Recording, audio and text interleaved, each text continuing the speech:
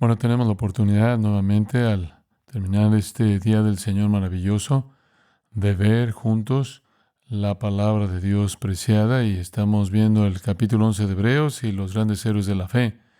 Y le invito a que me acompañe ahí. Si es tan amable, esta noche vamos a estar viendo un hombre llamado Enoc. Enoc, un nombre que quizás le resulte conocido, pero quizás sepa poco sobre Enoc. Así que vamos a tratar de llenar los vacíos un poco esta noche y le llegará de una manera muy práctica y dinámica y tendrá una gran aplicación directa en su propia vida. Hebreos capítulo 11, versículos 5 y 6. Por fe, Enoc fue llevado para que no viera muerte y no fue hallado porque lo llevó Dios. Y antes que fuese llevado, tuvo testimonio de haber agradado a Dios. Pero sin fe es imposible agradar a Dios, porque es necesario que el que se acerca a Dios crea que le hay y que es galardonador de los que le buscan.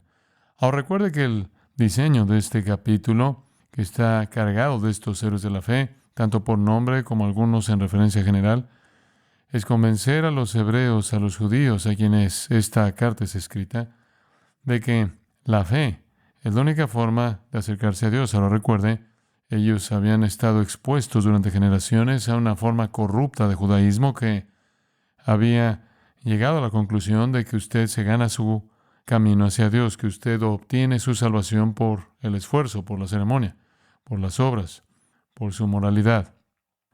El escritor de Hebreos está recordándole a los lectores, la mayoría de los cuales eran creyentes que necesitan saber que pueden descansar completamente en su fe para la salvación. Y algunos otros que están asociados con estos creyentes que conocen el Evangelio y aún no han abrazado a Cristo y, por lo tanto, para ellos es un llamado a la fe. Si usted va al final del capítulo 10, usted lee en el versículo 38 un pasaje tomado del Antiguo Testamento, palabras conocidas de Habacuc 2:4, mas el justo por la fe vivirá, o como a menudo lo decimos, el justo vivirá por la fe. El justo vivirá por la fe. La justificación, ser hecho justo delante de Dios, la reconciliación con Dios viene solo a través de la fe únicamente y no por obras. Y ese es el mensaje. Y para ilustrar que eso es una realidad que abarca todo, no un cambio en el plan de Dios, el escritor de Hebreos, que es desconocido para nosotros, retrocede, identifica a héroes que son héroes espirituales que son marcados por la fe. Desde Abel, para demostrar que la salvación por la fe no es algo nuevo, como si fuera por obras en el Antiguo Testamento y ahora por fe en el Nuevo. Y así recordamos que el primer ejemplo fue Abel, y Abel nos mostró cómo uno entra en la vida de fe, y uno entra en la vida de fe al reconocer el pecado y al admitir que usted necesita un sacrificio por su pecado. Ese fue el testimonio tan claro de Abel cuando ofreció un sacrificio de sangre en el altar delante de Dios como Dios le había instruido a hacerlo. Así que el primer ejemplo de fe es Abel, el hijo de Adán y Eva, que demostró que vendría a Dios por fe, no por obras, al confesar su propio pecado y al reconocer que era indigno y necesitaba un sacrificio antes de poder acercarse a Dios. El segundo ejemplo entonces es Enoc. Si Abel nos dice cómo entra usted en la vida de fe, Enoc nos dice cómo vive la vida de fe o cómo camina por fe. Ahora, para obtener la historia de Enoc tenemos que regresar al capítulo 5 de Génesis y es una historia notable. Génesis capítulo 5, así que vaya ahí. Vamos a tratar de condensar todo esto si podemos esta noche. Esperemos que podamos hacerlo. El quinto capítulo de Génesis es un capítulo muy interesante. Si tuviera que titular el quinto capítulo de Génesis, lo llamaría El capítulo y murió. El capítulo y murió. Es un capítulo muy, muy interesante desde ese punto de vista. Si usted avanza en el capítulo, verá que enumera a los descendientes de Adán y nos los presenta aquí con los años que vivieron, pero en cada caso, como al final del versículo 5, donde se cierra el libro sobre Adán, dice y murió. Se cierra el libro de Set en el versículo 8 y murió. Y así sigue. Enos, diferente Enoc, versículo 11, y murió. Y Cainán, y murió. Luego Malaleel, en el versículo 17, vivió 895 años y murió. En el versículo 20, todos los días de Jared fueron 962 años y murió. Por eso lo llamo el capítulo y murió. Pero de repente en el versículo 21 algo rompe la tendencia. Enoc vivió 65 años y fue padre de Matusalén. Luego Enoc caminó con Dios 300 años después de ser padre de Matusalén y tuvo otros hijos e hijas. Así que todos los días de Enoc fueron 365 años. Enoc caminó con Dios y ya no fue porque Dios se lo llevó. Eso es diferente. Enoc no murió. Como leímos en Hebreos, en el capítulo 11, versículos 5 y 6. Ahora, podría ser interesante para usted hacer un comentario rápido sobre el hecho de que Enoc tuvo un hijo llamado Matusalén, quien, por cierto, lo sobrevivió por muchos años, casi 700. El nombre de Matusalén significa en hebreo hombre del envío, u hombre, supongo, lanzado. Y fue un nombre dado por Dios para una profecía dada por Dios.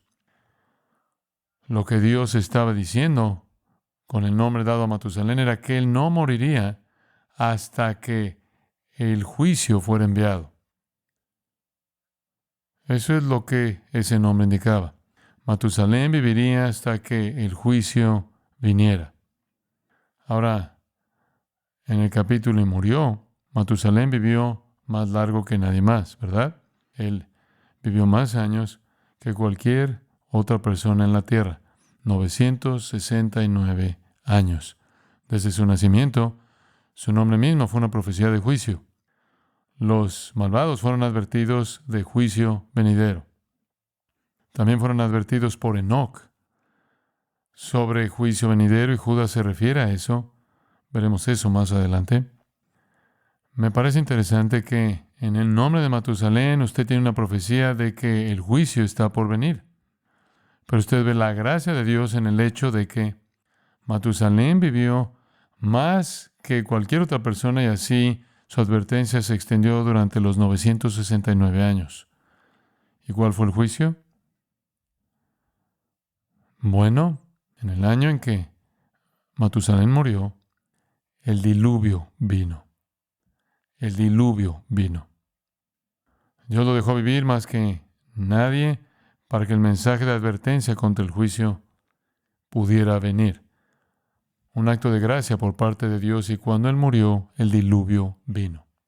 Ahora, su padre Enoc, como dije, vivió solo 365 años y se le identifica como alguien que caminó con Dios.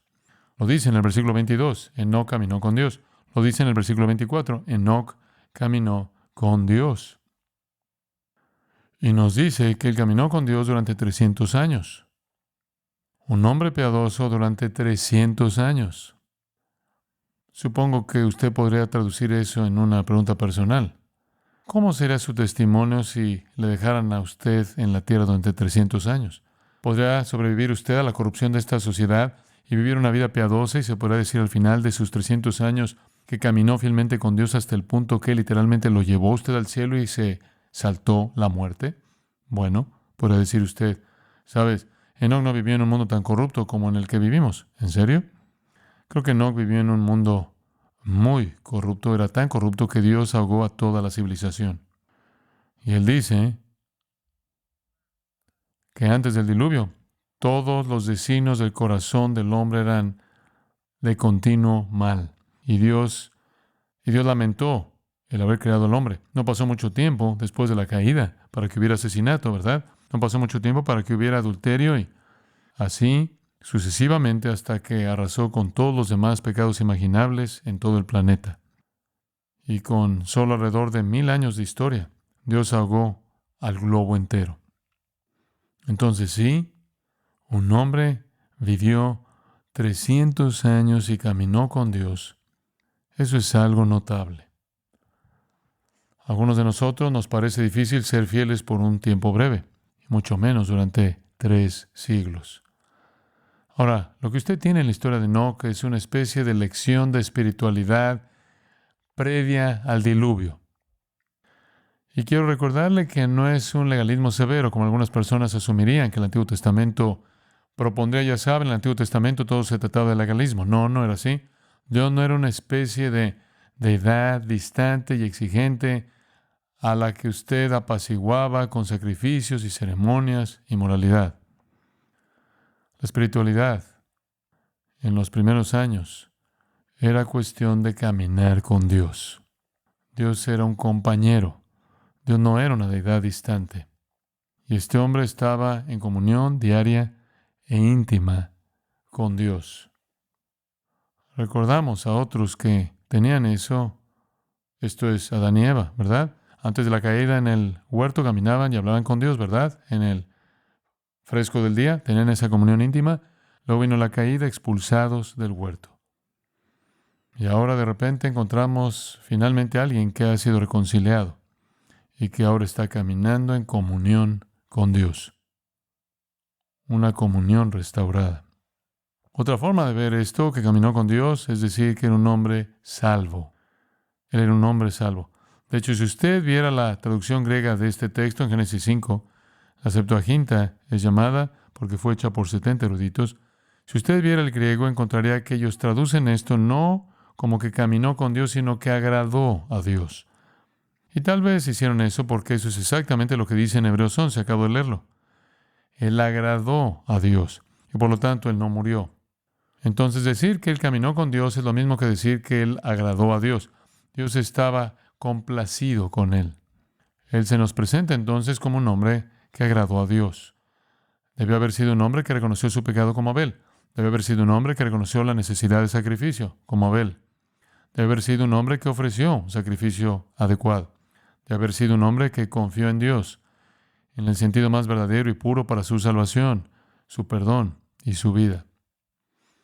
Él caminó con Dios. En el capítulo 6, versículo 8 de Génesis dice, pero Noé halló gracia ante los ojos de Jehová. Estos son los registros de las generaciones de Noé. Versículo 9, Noé era un hombre justo, irreprensible en su tiempo. Ahí está de nuevo, Noé caminó con Dios. ¿No le encanta el hecho de que aquí estamos en la era más temprana de la historia humana? Y todo se trata de intimidad, y todo se trata de comunión personal, y todo se trata de comunión, y no se trata de una deidad distante de personas que viven bajo algún sistema legalista. En el capítulo 17 de Génesis, cuando Abraham tenía 99 años, el Señor se le apareció a Abraham y le dijo, yo soy Dios Todopoderoso, camina delante de mí y sé perfecto o irreprensible.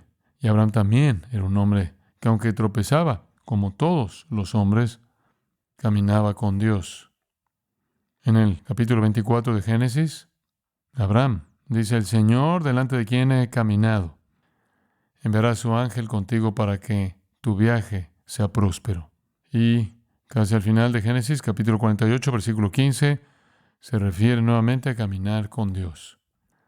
El término caminar es un concepto muy importante. Está hablando de la comunión paso a paso, la comunión diaria. Y es la forma realmente en los primeros capítulos de las Escrituras en la que tenemos a alguien identificado como reconciliado con Dios, y eso es lo que significa la salvación. Este hombre era realmente único. ¿Por qué? Noé caminó con Dios, él escapó del juicio. Porque Abraham caminó con Dios, él recibió bendición. Porque Enoc caminó con Dios, él escapó de la muerte. Se le dio el privilegio de ser una ilustración. Estoy muy seguro de que al principio de los capítulos de Génesis, al principio de la historia registrada de Génesis, Dios estaba revelando verdad. Y parte de la verdad que Dios estaba revelando era que había vida eterna. Que los hombres podían dejar este mundo si estaban en una relación correcta con Él y entrar en su presencia eterna. Job tenía esa confianza, ¿no es así? ¿Acaso Job no vivió en el periodo patriarcal? Aunque Él me mate, en Él confiaré. ¿Por qué? Porque despertaré y lo veré y seré como Él. Ellos sabían acerca de la resurrección, ellos sabían de la vida después de la muerte, ellos sabían que podías dejar este mundo e ir y estar con Dios, y Dios escogió a Enoc para ser la ilustración de eso. Es la ilustración de la gran promesa de la salvación. ¿Y cuál es la gran promesa de la salvación? La vida después de esta. Dejar este velo de lágrimas, este mundo de pecado y entrar en la presencia del Señor. Él ilustra eso. El versículo 24 lo expresa de esta manera. Y no fue. Él era y no era, porque Dios se lo llevó. Un día, durante su año 365, Él desapareció. Se fue. Nadie, no cuerpo, nada. 57 años más o menos después de la muerte de Adán, 69 años antes del nacimiento de Noé, aproximadamente 1000 años en la historia del mundo, Él fue llevado al cielo. Cuando dice que Dios se lo llevó en hebreo, la palabra describe una desaparición repentina e inexplicable. La explicación de su desaparición es dada aquí. Dios se lo llevó. Él es un modelo de fe que camina con Dios siendo recompensado con vida eterna. ¿Por qué? Él caminó con Dios. Bueno, esa es la historia tal como es presentada en Génesis. Entonces retomemos la referencia a ella en nuestro texto en Hebreos capítulo 11. Esto, por cierto, como dije, es un concepto nuevo, andar con Dios. Adán y Eva lo hicieron, pero fueron expulsados. Pero en Enoc, el destino verdadero del hombre es restaurado y el destino verdadero del hombre es una comunión personal e íntima con Dios. Y esto, amigos queridos, es lo que Dios siempre ha deseado y lo que Dios siempre ha provisto. Dios nunca ha sido un Dios distante, Dios nunca ha sido un Dios trascendente, exigente. Él también es un Dios personal e inminente. Enoc es un gran maestro para nosotros aquí. Cuando uno se acerca a Dios de la manera en que Abel se acercó, reconociendo el pecado y comprendiendo la necesidad de un sacrificio que anticipa la muerte misma de Cristo. Cuando uno se acerca dándose cuenta de que merece la muerte y el sustituto es sacrificado en su lugar. Cuando uno se acerca dándose cuenta de que no puede ganarse su entrada como intentó hacerlo Caín. Entonces entra en esa relación con Dios y hay una relación muy personal. Personal. Enoc debió haber entendido el sacrificio por el pecado, debió haber entendido el arrepentimiento, pero él también entendió la comunión personal con Dios. Él entró a través del sacrificio, un medio de sacrificio que apunta a Cristo, y él es una ilustración clásica y atemporal del caminar de fe que un día termina en la entrada a la gloria. Ahora veamos nuestro texto en Hebreos capítulo 11 y saquemos algunas cosas de aquí que nos darán una idea de lo que significa caminar con Dios. En primer lugar, y encontramos esto como notaron cuando lo leí, en el versículo 6. El versículo 5 está diciendo que no fue hallado, nadie pudo encontrarlo. Imagínense eso. ¿Dónde está Enoc? No volvió a casa para cenar. Todos los niños están diciendo, ¿dónde está papá? La esposa está diciendo, ¿dónde está? Él no fue hallado porque Dios se lo llevó, porque obtuvo el testimonio de que antes de ser llevado era agradable a Dios, lo cual es lo mismo que decir que caminaba con Dios.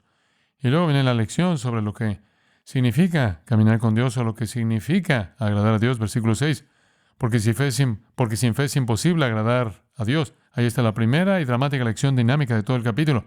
La única forma de caminar con Dios, la única forma de agradar a Dios es mediante la fe. Y todo comienza con eso. Usted no puede agradar a Dios, usted no puede reconciliarse con Dios, usted no puede caminar con Dios, usted no entrará en las glorias de la vida eterna sin fe. Esa es una afirmación que debería subrayarse en la mente de todos. Sin fe es imposible agradar a Dios.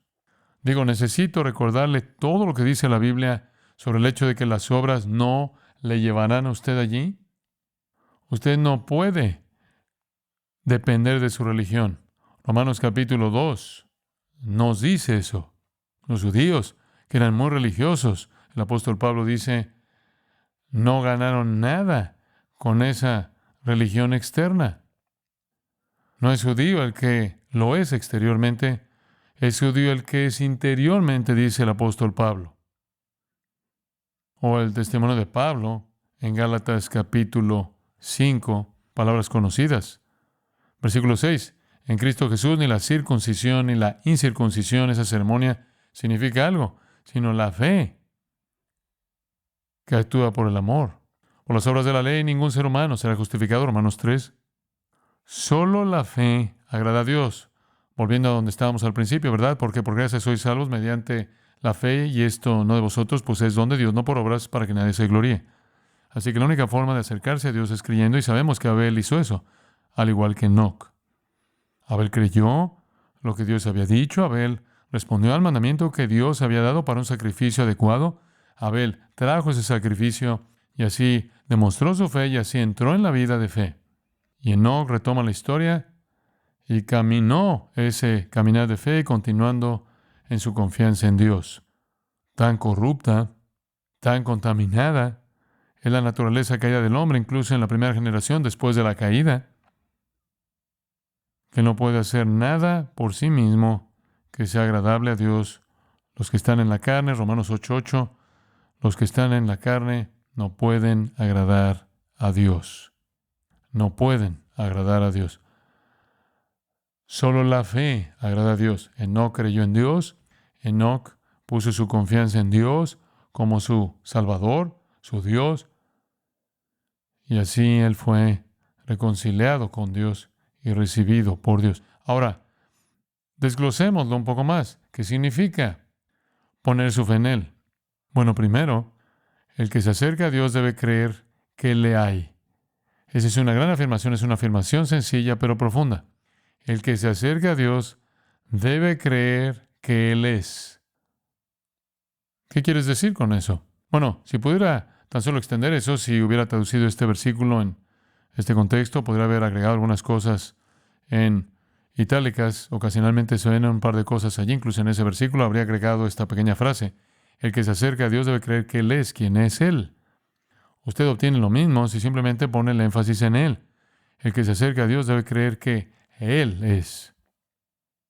Eso no es solo decir, oh, creo que hay un Dios, o creo en Dios, o muy espiritual, sino que Él es quien Él es. El único Dios verdadero. No cualquier Dios va a funcionar, no cualquier Dios va a funcionar, no solo la noción de Dios va a funcionar. Eso no es suficiente. Usted debe creer que Él es el Dios que es Él. ¿Y cómo conoce usted al Dios que es Dios? Debido a su revelación. Él se ha revelado a sí mismo. Incluso en esta etapa temprana de la historia humana, en ese primer milenio de la historia humana, Dios se había revelado a sí mismo una y otra vez. La gente sabía quién afirmaba ser Él. Y Enoc creía en eso. No es suficiente que alguien crea en el concepto de Dios, la idea de Dios, la noción de Dios, la realidad de Dios. Usted debe creer en el Dios que es Dios, y para nosotros eso es definido aún más. Usted debe creer en el Dios de Abraham, Isaac y Jacob, en aquel que es el Dios y Padre de nuestro Señor Jesucristo. Usted debe creer en el Dios verdadero y vivo que se ha revelado a sí mismo encarnado en Cristo. Es por eso que usted no puede ser salvo aparte de Jesucristo, porque esa es una visión incompleta de Dios. Hoy en día es muy popular decir, bueno, si solo crees en el Dios del Antiguo Testamento, si esa es toda la información que tienes, eso es suficiente. No, porque eso no es todo lo que Dios se ha revelado ser. Él es un Dios trinitario en la plenitud de su revelación, que se manifiesta a sí mismo en Jesucristo. Los escritores del Nuevo Testamento dicen que Él es el Dios de Abraham, Isaac y Jacob, y el Dios y Padre de nuestro Señor Jesucristo. Ahí es donde comienza el testimonio, como dice el versículo 5, de la reconciliación de Enoc con Dios. Él creía en el Dios verdadero, tal como Él se había revelado a sí mismo. Un Dios de santidad y justicia, un Dios que odiaba el pecado, eso habría sido eminentemente claro. Un Dios que requería un sacrificio, la muerte por el pecado. Un Dios que dejó en claro que los hombres no pueden ganarse su salvación. Él creía en todo eso. Él creía que Dios era el Dios que Dios es. Me molesta tanto que hoy en día sea tan popular decir, bueno, si crees en Dios, si tu concepto de Dios es monoteísta, y escrito sobre esto, y predicado sobre esto, y hablado sobre esto, en tantos diferentes ambientes, tratando de aclarar para las personas la idea de que si vas a ser salvo, tienes que creer en la revelación completa de quién es Dios. Y para nosotros, eso significa que tienes que creer en el Dios que también es uno con Jesucristo. Pablo deja eso claro en Hechos 17, en el Areópago. Tenían una estatua allí dedicada a un Dios desconocido. Supongo que pensaron que era un esfuerzo nobles simplemente por ser amables con aquel que podría haber sido pasado por alto. Y Pablo dice, me gustaría presentarles al Dios desconocido. El Dios que hizo el mundo y todas las cosas que en él hay, versículo 24, Hechos 17, Él es Señor del cielo y de la tierra, no habita en templos hechos por manos humanas, ni es honrado por manos de hombres como si necesitase de algo, pues Él es quien da a todos vida y aliento y todas las cosas, y Él ha hecho de un solo hombre todas las naciones de la humanidad para que vivan sobre la faz de la tierra, habiendo determinado sus tiempos y los límites de su habitación. Ahora, ellos habrían sabido eso. Enoc habría sabido que Dios era el creador, por supuesto, que Dios era aquel que creó todo y sustentó todo. Él habría sabido eso. Él habría sabido que Dios era justo y santo. Él habría sabido que Dios era la fuente de la moralidad y lo correcto, y que Dios era un Dios de venganza y juicio. Mire, Él nombró a su hijo con una profecía de juicio. Él conocía todas esas cosas y eso es parte de conocer al Dios verdadero. Pero el panorama completo viene cuando Pablo les dice en el Areópago, habiendo pasado por alto los tiempos de ignorancia en el pasado, cuando la revelación no estaba completa, era verdad, pero no estaba completa. Dios pasó por alto los tiempos de ignorancia, pero ahora declara a todos los hombres en todo lugar que se arrepientan porque ha fijado un día en el cual juzgará el mundo con justicia por medio de un hombre a quien ha designado, habiendo dado prueba a todos los hombres al resucitarlo de entre los muertos. Ahora, usted no puede acercarse a Dios si no cree en el Señor Jesucristo, quien es Dios en carne humana y cuya deidad fue manifestada y validada por la resurrección de entre los muertos.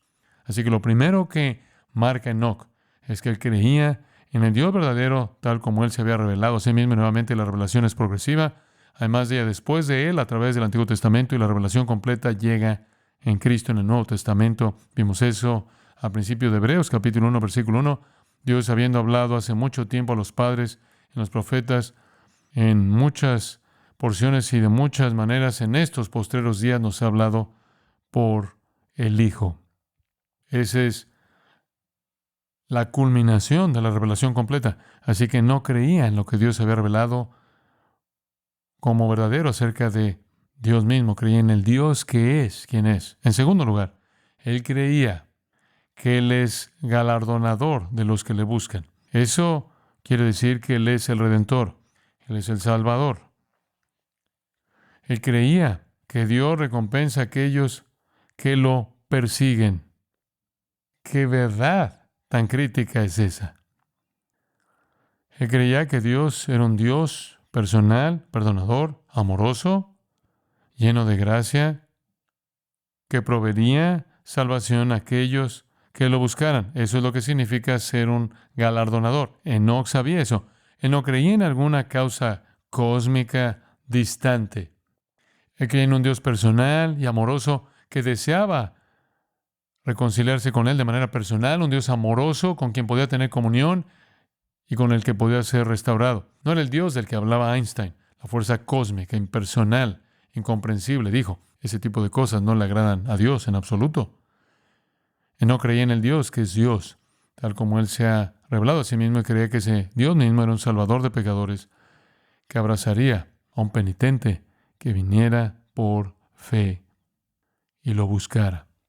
David le dijo a su hijo Salomón en 1 Crónicas 28:9, si lo buscas, lo encontrarás, pero si lo abandonas, te rechazará para siempre. Eso es básicamente todo. Salmo 119:10, David dice, con todo mi corazón te he buscado. Proverbios 8:17, yo amo a los que me aman y los que me buscan temprano me hallarán. Jeremías 29:13, me buscarán y me encontrarán cuando me busquen de todo corazón. Digo, esta es la verdad maravillosa, maravillosa que distingue al cristianismo de todas las demás religiones en el mundo. Ninguna otra religión tiene un Dios que sea un recompensador. Todas las demás religiones tienen un Dios que es un castigador, que es indiferente, que es tímido, que está distante, que debe ser aplacado, cuya actitud principal es de ira. Pero el Dios verdadero y viviente es un recompensador de aquellos que lo buscan, aunque sean pecadores, y aunque no puedan recomendarse a sí mismos, no pueden hacer nada para lograr la reconciliación con Él, no pueden agradarlo por sí mismos. Aún así, como lo expresó el Salmo 58:11, hay recompensa para el justo. O Proverbios 11:18, al que busca la justicia, le espera una recompensa segura. En otras palabras, esto significa que Dios es un Salvador, porque de tal manera amó Dios al mundo que ha dado a su Hijo unigénito, para que todo aquel que en él cree no se pierda, sino tenga vida eterna. Esas palabras tan conocidas de Juan 3:16, y debo agregar el versículo 18. El que cree en él no es condenado. No es condenado. Dios no envió a su Hijo al mundo para juzgar al mundo, sino para que el mundo sea salvo por él. Dios es un Dios salvador. Dios es un salvador por naturaleza. 1 Timoteo 4, Dios es salvador de todos los hombres. En cierto sentido, mayormente de los que creen, Dios es el salvador de todos los hombres. Eso simplemente significa que pone su voluntad de salvación en exhibición temporalmente a todos los hombres al no darle al pecador lo que merece cuando lo merece, por su paciencia y su gracia común. Él se declara a sí mismo como un Dios que retiene el juicio por naturaleza. Él es un galardonador de aquellos que lo buscan. De hecho, Él es un recompensador generoso. ¿Qué dijo Jesús en esas palabras magníficas en Mateo 6:33? Buscad primeramente el reino de Dios y su justicia, ¿y qué? Todas estas cosas os serán añadidas. O quizás, igualmente maravilloso es Efesios, que declara esto. Bendito sea el Dios y Padre de nuestro Señor Jesucristo, el Dios y Padre de nuestro Señor Jesucristo, que nos bendijo con toda bendición espiritual en los lugares celestiales en Cristo. Él es un recompensador generoso de aquellos que vienen en sus términos. Concede perdón, concede un corazón nuevo, nos da el Espíritu Santo, vida eterna, bendición, misericordia, gracia, paz, gozo, amor, cielo, poder sobre el mal. Todo está ahí. Y por cierto, en Juan 6 dice, el que viene a mí, no le echaré fuera. Él no lo rechazará, pero tiene que venir a través de él. Yo soy el camino, la verdad y la vida. Juan 14:6, nadie viene al Padre sino por mí. Hechos 4:12 nos dice que no hay salvación en ningún otro nombre que no sea el nombre de Jesucristo.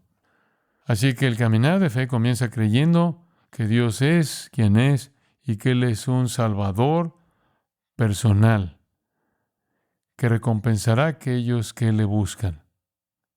Él se complació en Enoc, no por sus obras, sino por su ¿qué? Fe en quién es Dios. Ahora, retrocediendo un poco al pensar en lo que vimos en Génesis, quiero añadir el resultado de esto en la vida de Enoc fue que él caminó con Dios. 2 veces dice, como vimos, él caminó con Dios, él caminó con Dios. Aquí dice que él fue agradable a Dios. Final del versículo 5. Él fue agradable a Dios. Esta fue la marca de su vida entera. Hombre, su vida entera, como dije cuando comenzamos, él vivió en un tiempo muy corrupto, quizás un tipo de corrupción que sería inconcebible para nosotros. Ahora, es suficiente vivir 70 años como un ser caído. Ahora es bastante malo vivir 70 años como un ser caído. ¿Qué tal le gustaría vivir 300? ¿Qué tipo de registro de pecado acumularía? ¿Qué nivel de exposición tendría usted a la corrupción? No sé ustedes, pero cuanto más envejezco, más dulce me parece el cielo. Y realmente no estoy, ya saben, está bien, no estoy interesado en calles de oro y bisagras de joyas y puertas de perlas. Digo, eso es bastante bonito de ver, pero el atractivo del cielo es la ausencia de pecado. Ese es el atractivo. No puedo imaginar cómo sería vivir más de 300 años expuesto a un mundo cada vez más corrupto. Y usted dice, bueno, ciertamente no era tan malo como hoy. Diga, oh sí, porque cuando Jesús venga será como en los días de Noé. Así lo dijo Jesús en su propio sermón sobre su propia segunda venida. No, realmente no hay nada. Y dice usted, no sé cómo mis hijos van a sobrevivir tratando de vivir 70 años en este mundo. ¿Cómo cree que Enoc se sentía? Él tiene 365 años, es un niño. Tiene muchos hijos. ¿Qué cree que le dijo a la señora Enoc? Oh, ¿cómo van a durar otros 750 años en esta cultura corrupta? Simplemente no va a pasar. Mira cómo va el mundo. Probablemente estaban asustados por quienes eran sus líderes, al igual que nosotros estamos asustados por quiénes son nuestros líderes. Cada generación tenía alguna forma de gobierno y liderazgo. A medida que desglosamos un poco su caminar, hablemos de los elementos de su caminar, si puedo hacerlo. Hay algunos componentes de lo que significa caminar con Dios. Primero, supone reconciliación. Supone reconciliación. Amós 3:3, ¿cómo andarán dos juntos si no estuvieran de acuerdo? lo cual es retomado, ¿verdad?, por Pablo en su carta a los Corintios, donde dice, ¿cómo pueden dos caminar juntos a menos de que estén de acuerdo? ¿Cómo puede, ya sabe, Dios tener comunión con Satanás? Eso no es posible. Entonces, dos personas caminando juntas presupone acuerdo, presupone armonía, presupone reconciliación, por lo tanto presupone salvación. Enoc es un hombre salvo. Creo que así es como se puede decir, ha sido salvo del pecado. Se le ha dado salvación. Él camina con Dios y eso implica que Dios ya no es su enemigo. Él ya no está en rebelión. Él está reconciliado con Dios.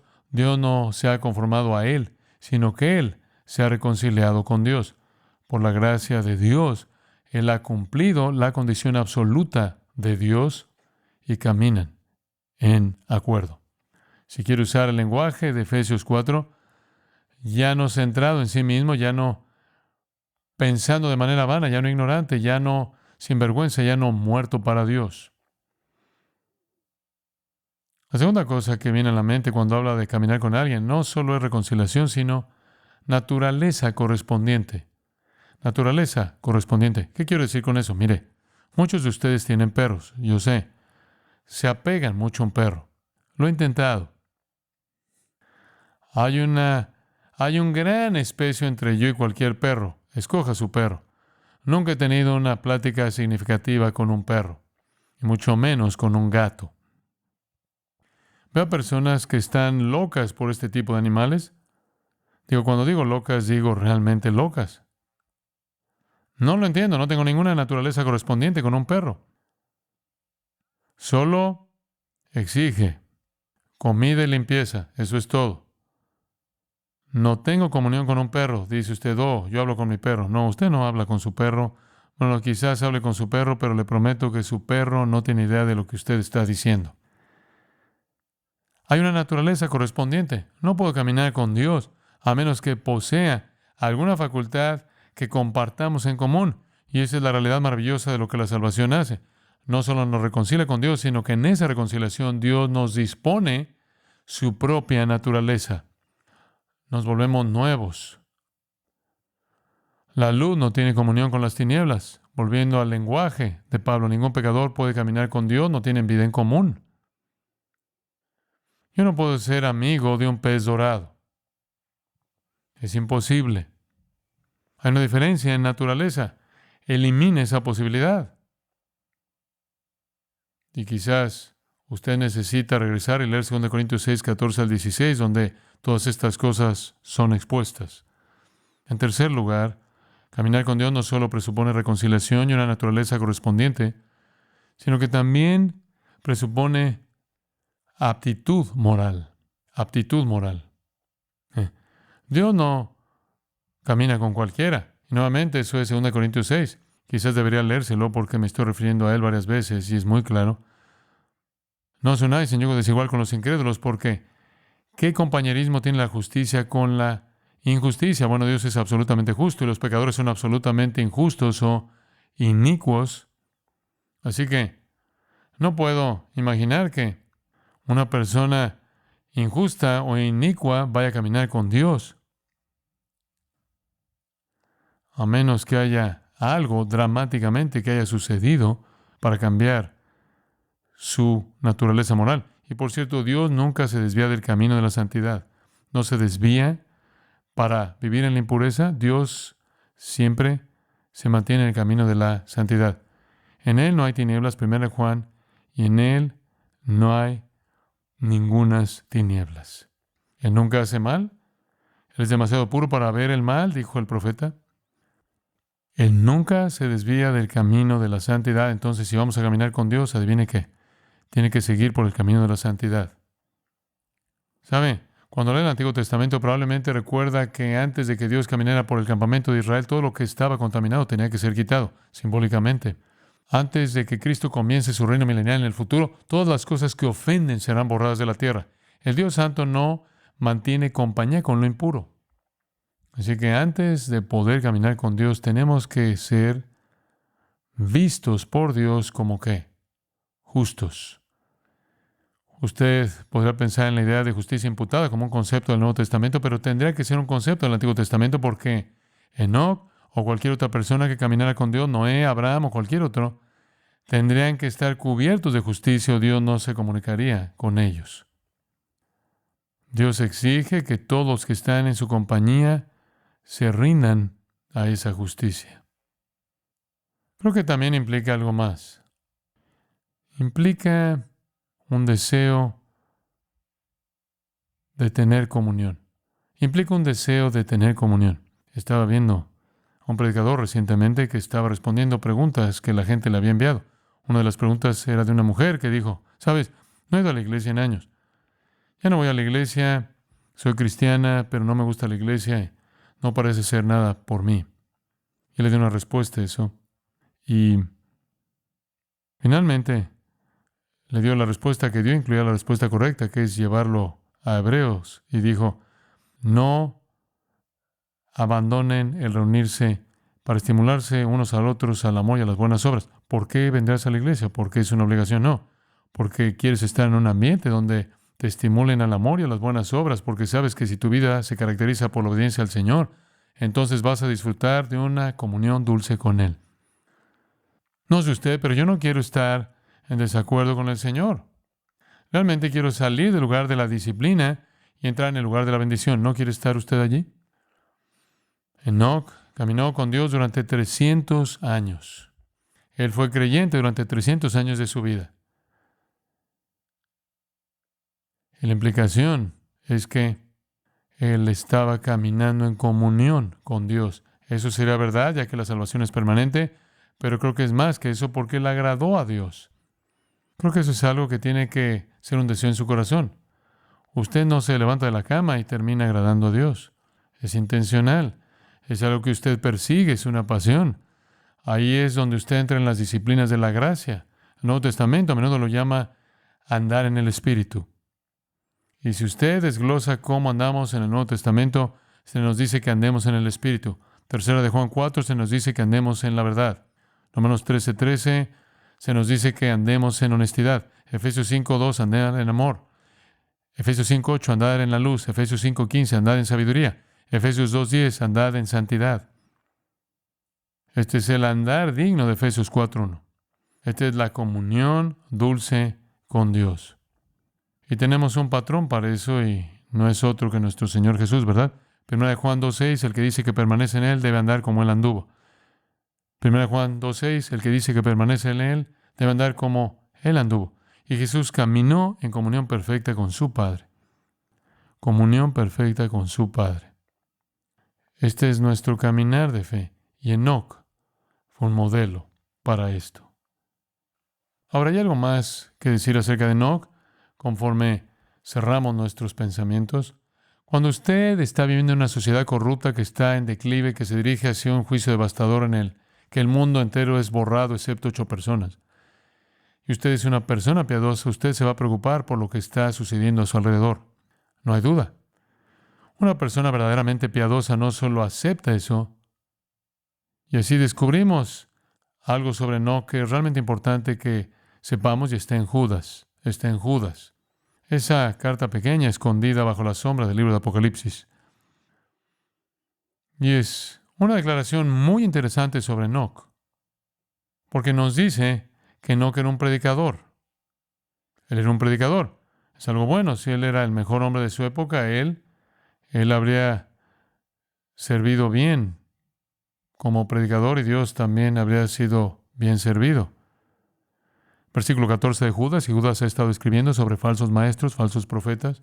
Y él dice en el versículo 14, también fue acerca de estos hombres, refiriéndose a los falsos profetas que ya estaban presentes en los días de Enoc. Satanás ya tenía su operación a toda marcha. Los falsos maestros estaban por todas partes, los falsos profetas estaban por todas partes. Y Enoc, en la 7ª generación desde Adán. Él es la 7ª generación desde Adán, según la genealogía. Profetizó o predicó, diciendo, aquí el Señor vino con muchos miles de sus santos para ejecutar juicios sobre todos y para convencer de pecado a todos los impíos de todas sus obras impías que han hecho de una manera impía y de todas las cosas duras que los pecadores impíos han hablado contra él. Hombre, Él era un profeta clásico, ¿no es así? Digo, en una sola oración usó impío 4 veces. Por cierto, esta cita no aparece en el Antiguo Testamento. Es algo que Enoc profetizó. Es claro que él profetizó esto, porque el Espíritu Santo guió a Judas a escribirlo como una profecía legítima que vino de Enoc. Si no está en el Antiguo Testamento, ¿cómo sabrían de esto? Bueno, había mucha tradición oral, habían muchas tradiciones orales transmitidas y transmitidas y transmitidas, y Enoc era un héroe para los judíos. Él era un hombre que caminaba con Dios. Él era un hombre que entró directamente al cielo. Él era un hombre, ellos lo sabían, era un hombre que debería haber estado en la cúspide de la piedad en sus anales. Lo reverenciaban enormemente y así protegieron la declaración que él hizo que definía su profecía y eventualmente, a lo largo de los siglos, fue transmitido oralmente y luego se escribió. Y se escribió en lo que llamamos un libro pseudepigráfico llamado Primero Enoc. Los judíos estaban familiarizados con él. La afirmación aquí indica que era una cita precisa. No todo lo registrado era preciso, pero esto sí lo era. ¿Y cuál fue su mensaje para su generación que dijo durante 300 años? Él dijo, el Señor viene, y viene con muchos miles de sus santos.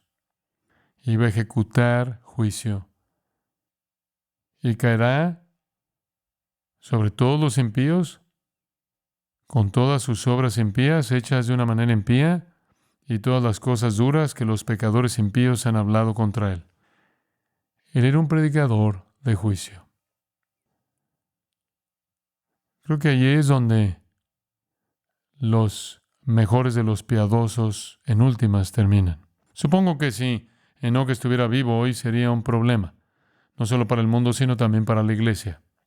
Él irritaría al grupo de sensibilidad para el buscador. Pero aquí había un hombre cuya virtud y caminar con Dios se manifestaban en el poder de su predicación. Y su predicación era de juicio. ¿Por qué? Porque el juicio se acercaba.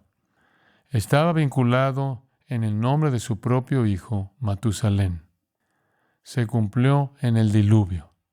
Pero la realidad del asunto es que no es una profecía de un diluvio, esa es una profecía del juicio final. Cuando el Señor venga con muchos miles de sus ángeles. Esa es una profecía del regreso de Cristo. Es una profecía del fin de la historia humana. Hombre, él estaba viendo muy, muy hacia adelante al futuro, ¿no? Predicó que el juicio se acercaba. Él nunca vio ese juicio, nunca vio el diluvio. Ciertamente, él nunca vería el juicio final, pero él sabía que se acercaba y lo predicó. Es solo algo interesante en qué pensar que él es un poco como un creyente del Nuevo Testamento. El juicio está por venir, pero los creyentes del Nuevo Testamento serán arrebatados en el área antes de que el juicio venga. Él es una especie de ilustración de un arrebatamiento previo a la tribulación. Y esa será la experiencia de una generación de creyentes en el mundo justo antes del holocausto final de juicio cuando el Señor regrese. Él llevará a los creyentes de todo el mundo.